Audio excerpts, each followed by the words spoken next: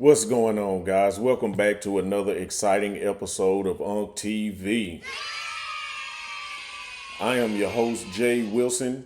Please hit that like button, subscribe to the channel so that you can stay updated on the latest videos that we're going to be dropping over here at Unk TV. So today, I have a statement, and then later on, I have a video for you that I want to show you that Trump has made a post on X speaking about the woke culture and what they're presenting in the museums all over the country, but mainly focused on the Smithsonian. So it's got everybody up in arms. Everybody's got something to say about it. Everybody's in their feelings. So today we're going to go over this post of what Trump made and what he said. I'm going to break it down and we're going to get into it. So let me read this for you guys. We're going to read it together and then we can go from there. All right. Donald Trump said the museums throughout Washington, but all over the country, are essentially the last remaining segments of woke. The Smithsonian is out of control, where everything discussed is how horrible our country is, how bad slavery was, and how unaccomplished the downtrodden have been. Nothing about success, nothing about brightness, nothing about the future. We are not going to allow this to happen. And I have instructed my attorneys to go through the museums and start the exact same process that has been done with colleges and universities where tremendous progress has been made. This country cannot be woke because woke is broke. We have the hottest country in the world and we want people to talk about it, including our museums. Now, that's what's got everybody so mad. Let me tell you, man. Let me tell you. I'm about to break this down for you. Let me get this screen set up to where we can see what's going on here. Now, President Trump made that post, and we got people on CNN debating about it, and it's like people don't want to let the atrocities of slavery go. So let's just get into this. What Trump was speaking of, what everybody's up in arms about is when Trump said the Smithsonian is out of control, where everything discussed is how horrible our country is, and also how bad slavery was, and how unaccomplished and downtrodden have been. So that's what everybody's up in arms about. That's what everybody's speaking about. That's what everybody's crying about. And after reading what President Trump has said, I feel it seems like he's saying that we should forget slavery. I couldn't help but to stop and reflect. Forget? How do we forget? Am I supposed to forget about slavery? Is that what Donald Trump is saying? Honestly, I don't think that's what he's saying. I think if you read it on the surface level, and if you're looking for something to attack the president, then you could get that and build off of it. So what I see is the problem isn't just remembering slavery. It's how we choose to dwell on it. In the black community, we take slavery and we build off of it. We live off of it. It's in our everyday walk of life. You could go all day without seeing a white person, and a black person in our community will still bring up slavery, especially when something ain't going right in his or her life. As African Americans, our history is filled with pain. Yes, I agree with that. But it is also filled with progress. It's filled with strength, and our communities are filled with victory. There's plenty of successful black people around us that we can see as examples, not only on the internet, but in everyday walks of life. I know plenty of people that's living a decent life because they let go of the past thoughts that they had, the past ways that they had. They let go of the negative characteristics that's basically inbred in us and the way that we're being raised in the inner cities, in the hoods, and in the ghettos, and in the projects. The ideology there is crazy. I've seen people grow past that. So I feel like to constantly relive only the chains and the cruelty without recognizing the resilience and the growth and the blessings that came after is to keep ourselves mentally enslaved way long, years after the chains were broken. It's like we're walking around with the chains still on us and we're putting them on ourselves. We're keeping ourselves chained mentally. And when we chain ourselves mentally, it affects us physically, economically, financially, spiritually. So when we keep telling ourselves we can't succeed because of slavery, we overlook the fact that generations before us fought tooth and nail so we could walk through doors that were once locked shut. We ignore the black entrepreneurs. We ignore the black educators. We ignore the leaders, the inventors, and artists who rose up in spite of everything meant to hold them back. So I feel like, in my honest opinion, I just think that it's not about forgetting. It's about balance. You got to find that center spot. You got to find that sweet spot. You use the history of our people to thrive. The negative things that happened in our past that we know about and we learn about and that we're taught in schools. We should use it to propel us forward, to want more, to go harder, not to sit in and whine and sulk and complain about the things that's happened to our ancestors.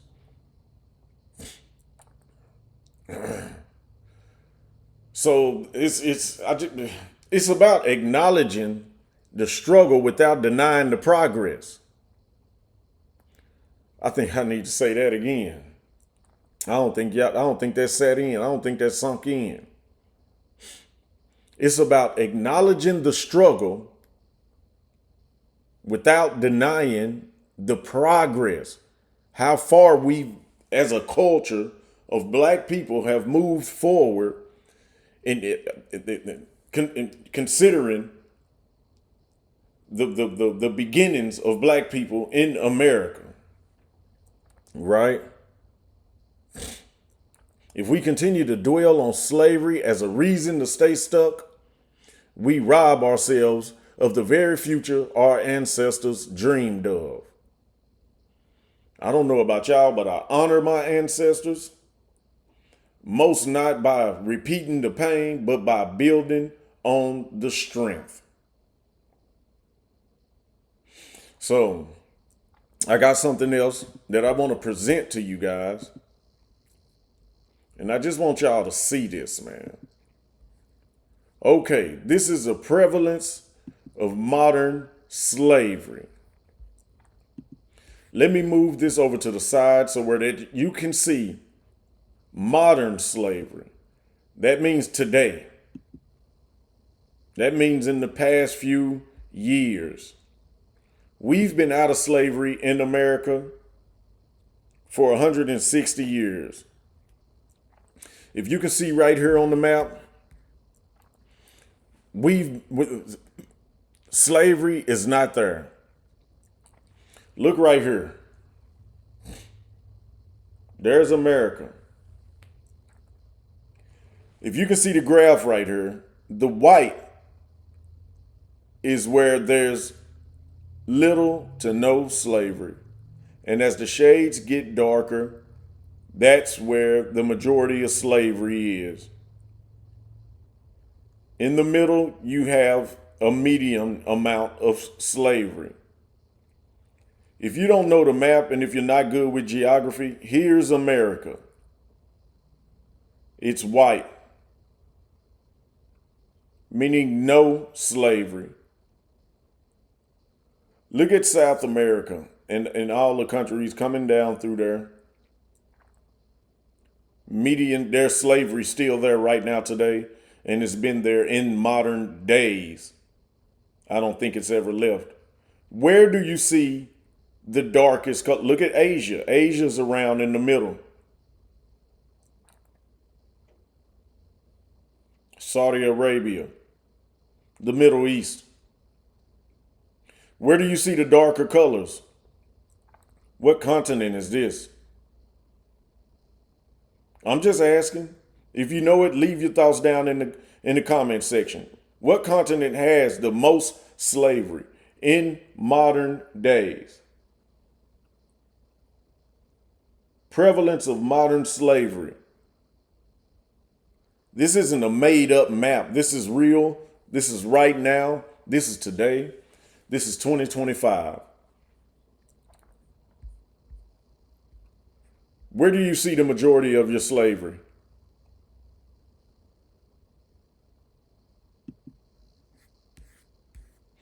I want to share this video with you guys.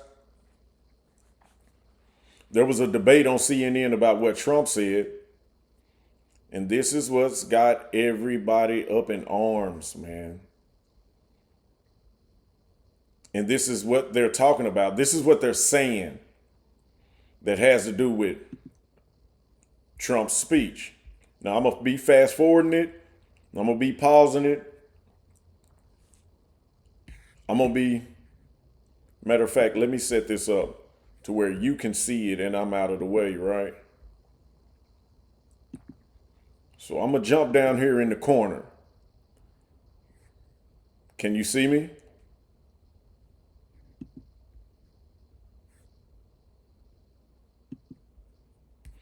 I'm going to jump down here in the corner.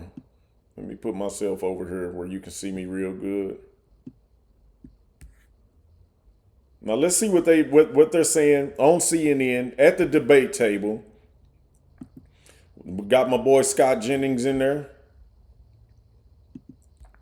Let's see what they're saying on CNN. We are here in the studio with our panel, Leah Wright-Rigueur. I was actually surprised to see President Trump basically saying the quiet part out loud, that this review of the Smithsonian is not about even just something vague about reviewing history to make sure that it's fair. He wants to make it so that it talks less about slavery. What does that say to you? Well, I think it's an effort. It's part of a larger effort to both stainwash and whitewash American history and essentially erase all of the parts and disappear all of the parts that make Americans, that make President Trump uncomfortable, that feel distasteful, that are a reflection of the actual real and horrific parts of our history. And I find it a little ironic. You know, earlier today, as I was listening to some of the commentary, my first thought was, wait a second. I wonder if the president has actually ever visited any of the Smithsonian museums. And then I remembered that in 2017, he actually took a tour of the National Museum of African American History and Culture. Let me just play, actually, what he said during that tour. Listen to this. I had the privilege of visiting the National Museum of African American History and Culture right here in Washington, D.C. It's a new, beautiful Smithsonian museum that serves as a shining example of African Americans' incredible contributions to our culture, our society, and our history. It also tells of the great struggle for freedom and equality that prevailed against the sins of slavery and the injustice of discrimination. The work and love of the people who helped create such a masterpiece is a testament to the legacy of so many leaders it honors. So was it that he didn't believe what he read from the teleprompter as he recorded that video, or what? You know, I'm really struggling to understand in a lot of ways, particularly given that the tour that he took with director Lonnie Bunch was actually a reflection of really the mastery that and really the care and the patience that historians, that scholars, that curators put into the Museum of African American History and Culture.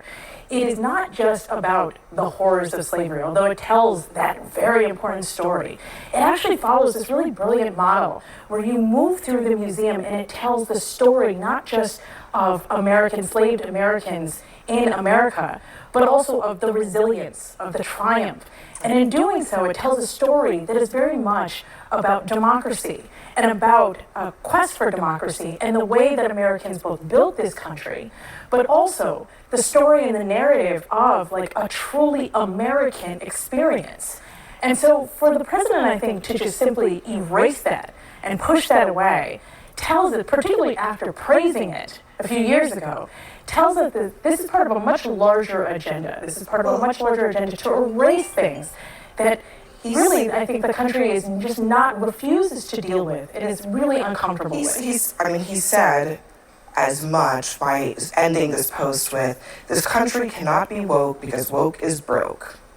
He says we have to have the hottest country in the world and we want people to talk about it, including our museums. Why is he equating talking about slavery with woke?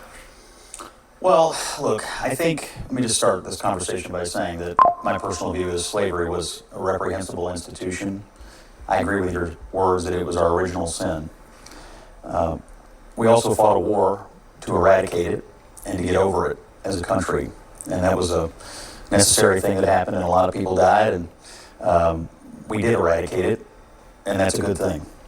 I think what he's asking is, in our museums, what defines us? Are we going to be defined by the worst moment or the worst institution or the worst mistake we ever made? Or are we going to be defined by what we've done moving forward to get over it and to become the greatest nation on the earth? My belief is that he wants to look at these museums, not because he wants to do away with the idea that slavery occurred, but that he wants to ask a very simple question. Are we going to present ourselves as being exceptional or not? And I think he believes there is an effort by some to continue to try to define us from our worst moment instead of try to focus and define us based on our best moments, which started when we eradicated slavery and began to move forward as the light of the world. And so that's what I think. Museums. And that's where I agree with Scott Jennings 1,000%. I rock with him. And it's crazy because why does it always have to be a white man that has just common sense to look at what's being said? Everybody takes that, it seems like everyone is taking that one thing that Trump said about what's being presented in the museum and about the slavery, and they took that as in a negative way, and they built on it to turn everybody against Trump. They want everybody to hate Trump. That's my opinion.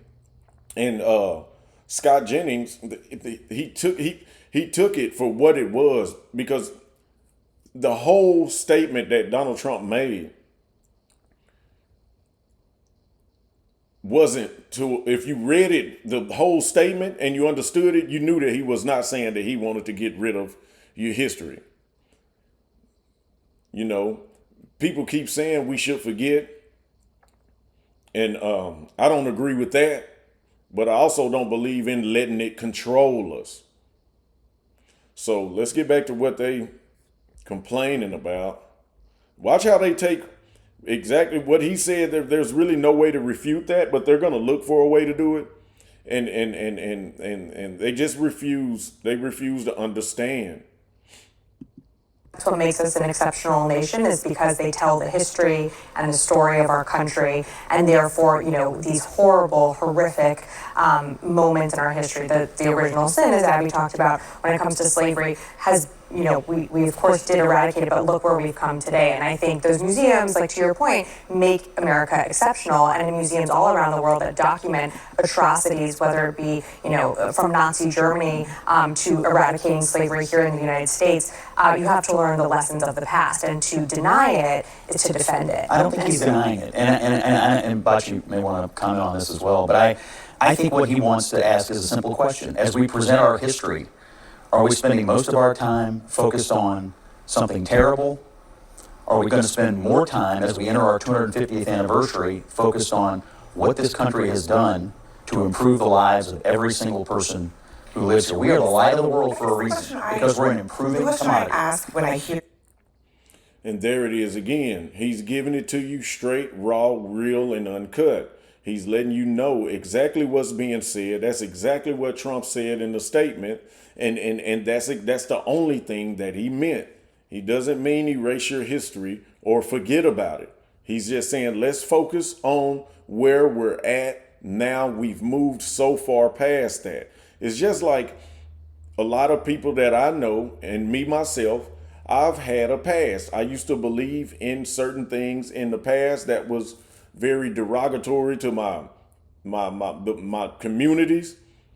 I mean, very detrimental to my communities, very detrimental to my families and the people around me. I was just a negative person to be around.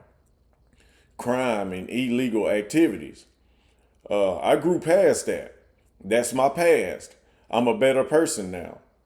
So if I had someone sitting around me every day and that's all they could bring up and continue to remember, I wouldn't enjoy that. I wouldn't like it. And I think that's how Trump feels as the president of America. He's running America. He's the commander in chief. And you got people, museums, colleges sitting right in the country that he protects and that he wants the best for. And all they can do is say the worst things that the country has done over 160 years ago. I don't agree. you say that is why, I mean, the idea that slavery happened, it's hard to understand what we've overcome if you don't even talk about what it was. You know, I think that kind of waters down the whole. I don't think anybody's proposing that we ignore that it happened. I think that the problem is that there are people, and Scott used the term a couple of times, and I don't think it was meant with any type of ill intent, but he said, you know, we got over it. And I think that's the problem. I think that there are a lot of people in this country who believe that for some reason we got over it. I mean, the fact is that American chattel slavery is vastly different than what Jillian Michaels and others talk about when they talk about slavery around the world. I mean, the chattel slavery system that we had was extremely transactional. It was actually codified in law, and it was based upon the color and race, as you so eloquently pointed out in your opening. And so not only when you think about that portion of where we are, 26 of our first 30 Supreme Court justices owned slaves. The people who are on our money every single day owned slaves. United States presidents, members of the United States Congress owned slaves. Lehman Brothers, we're not far from Wall Street, owned slaves. Brooks Brothers suits that we wear owned slaves. So not only are we talking about the epicenter and the foundation of where our country was built, we have to acknowledge that. But even more importantly, and this is where I believe that Scott and I can find agreement on this issue. Breonna and Megan Walker, two of my best friends in the world, their dad was the first African-American SGA president at the University of South Carolina, right? He was an exec at IBM, but he was one of the first, right? We're still talking about first that emerged and stood on those shoulders. I tell the story often about my mom and dad. My mom helped desegregate high schools. In Hamilton High School in Memphis, Tennessee, my dad shot in the Orangeburg Massacre. This is a part of my story. This isn't some faint, distant history. And so the reason I bring that up is because I think that American exceptionalism talks about the fact that Black folk help, enslaved folk help build this country for what it is. They built Washington, D.C., but all of us are around this table. Abby, myself, all of us, not just Abby and myself, all of us are around this table because of the sacrifices and the blood and the sweat and the tears these people put in. I also come back to why the focus. He made some points, and he made some good points. If you know about your history and the history of Black people and being enslaved and building the White House, and if you read a lot of that stuff, I read a lot of that stuff. I read The New Jim Crow by Michelle Alexander. I've read a few books on all of that type of stuff, and I just read it for history purposes and knowing where I come from, knowing my people, knowing what happened to Black people, not where I come from, but knowing what happened to Black people, you know. And the way that he presented his argument, talking about Brooks Brothers suits own slaves and the people on the presidents that's on the money that's being printed on slaves. That we know that is our history, but that is not what's prevalent right now today. That is not prevalent in any of our lifetimes. I believe that's still alive right now. Some of our grandparents, they caught the end of it, because they went through Jim Crow and they went through black codes. Not our grandparents, but I'm a grandparent now, but our great grandparents or our great great grandparents. It kind of trickled down, to me, we're in a way better state, and it's unfortunate that happened back then, but we're in a way better state. There's no excuse for any black person right now today for their living conditions or their education or none of that. You can get all of that right now today, and I think it's safe to say that they got it to where the people of the other race will help you before they'll hurt you. On slavery when it comes to rewriting history. There's a lot of history that is in these museums, but he's focused on one thing, and that is that there's too much slavery being mentioned in the United States of America. That's very odd, Batya, honestly. To me, it's not odd because you had people like Jasmine Crockett. You got other people. I can't think of that guy's name. It's almost like Umar Johnson, Reverend Jesse Jackson. Every time something happens, they right there. No, not the Jesse. Jesse Jackson too, but Al Sharpton. Every time something happens and they want black people to rally up behind them and follow them and go after whatever their agenda is, they mention race, they mention black. Jasmine Crockett, every time you saw her, I'm a black woman. Anytime she said anything, I'm a black woman. Anytime I'm a black woman. This is racist. What about racism? What about slavery? What about everybody? It's like they're addicted to it. I'm tired of hearing it. I'm sick of hearing about slavery. Every time I turn around, we know about it. It's been forced down our throats as kids and in our education system. Use it as a propeller to propel you forward. Stop crying about it. Stop talking about it. Stop teaching it to your kids. Teach them the history and then move on. Move forward. Use it to propel you into an extreme amount of success.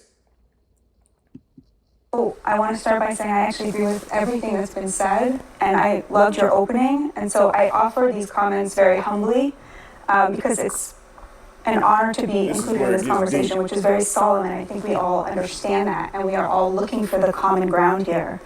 And so what I'm about to say, I don't mean in any way to negate that tone, but starting around 2011, 2012, sociologists started to notice a shift in white liberal opinion polling to where white progressives became more extreme in their views on race than black and Hispanic Americans. And they called this, the sociologists called it the Great Awakening. And when they postulated, where did this come from? Why did white progressives suddenly start obsessing over race in a way that was actually far to the left of where Hispanic and black Americans were on this issue? They found that the media had shifted radically how it talked about these issues. So for example, in 2010, the words white supremacy were mentioned 75 times in the Washington Post and the New York Times. But the media is different from museums. In 2020, the words white supremacy were mentioned 700 times in the Washington Post and the New York Times and 2,400 times in NPR. The word racism 4,000 times in 2020. The words white and racial privilege from 2013 to 2019 grew by 1,500% in the New York Times and the Washington Post, and the word slavery itself exponentially skyrocketed as a percentage of words. I'm offering this only to suggest that. What do you think is the? It's obsession. They've become obsessed with racism, slavery, white supremacy, and anything that has to do with what happened in the past. They are obsessed with it. They take anything and they apply that to it. And that's why and like she said, white progressives Those are the white people that's in the middle. We want to help. We want to help. We want to help the black people. And look, and then now they're digging it up. I think it's to cause separation, because we're more powerful when we're all together, not just one color. I don't know if I feel safe when I'm surrounded by nothing but black people. There's certain places that I don't go when I'm surrounded by nothing black people. Now I go to church. It's predominantly black, but I know that those black people are showing up for the agenda of praising the Lord. But whenever you have a bunch of black people in one area and the agenda is anything like entertainment, enjoyment, or whatever, and you have the free will to move around there and party, drink, or do whatever you want to do, then the majority of the time, it doesn't end well.